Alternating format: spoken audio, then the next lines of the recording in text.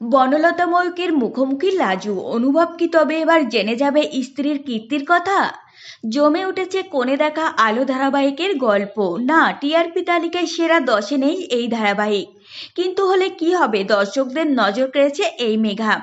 এবার গল্পেও আসছে নতুন টুইস্ট। সম্প্রতি চ্যানেল কর্তৃপক্ষের তরফে কোণে দেখা আলো ধারাবাহিকের নতুন প্রোমো প্রকাশ্যে আনা হয়েছে।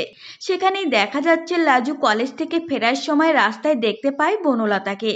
তবে সে একা নেই, সঙ্গে রয়েছে ময়ূক, তার প্রেমিকও। কিন্তু লাজুকে দেখতে পেয়ে যেন ভূত দেখার মতো চমকে ওঠে বনলতা। লাজু তাকে ডাকলেও কিন্তু সাড়া দেয় না বনলতা, বরং সে তড়িঘড়ি একটি গাড়িতে উঠে পড়ে। এরপর বনলতা বাড়ি ফিরতে সকলের সামনে লাজু তাকে সেই ছেলেটিকে নিয়ে প্রশ্ন তোলে।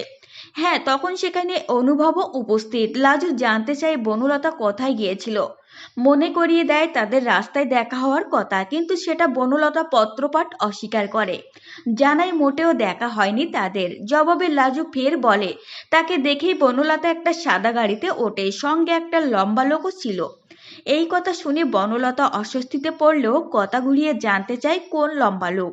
কেউ ছিল না, দাবি করে লাজুর মাথা খারাপ হয়ে গিয়েছে। তবে স্ত্রী যতই প্রসঙ্গ এড়াতে চাক, অনুভব বোঝে যে বনলতা কিছু এড়াতে চাইছে। এই বিষয়ে জানিয়ে রাখা ভালো, বর্তমানে কোণে দেখা আলো ধারাবাহিকে দেখানো হচ্ছে অনুভবদের বাড়িতে থেকেই লাজু কলেজে পড়াশুনো করবে।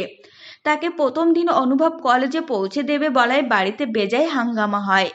হাতে গোনা কয়েকজন ছাড়া যেন কেউই লাজুকে সহ্য করতে পারছে না, এমনকি বনলতাও না।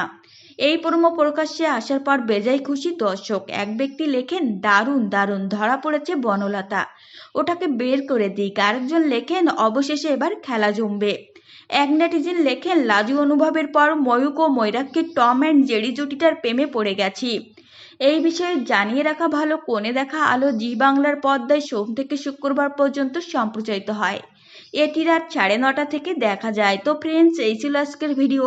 আপনাদের যদি এই তথ্যগুলো ভালো লেগে থাকে, অবশ্যই ভিডিওটিকে একটি লাইক করবেন আর চ্যানেলটিকে সাবস্ক্রাইব করে সঙ্গে থাকবেন।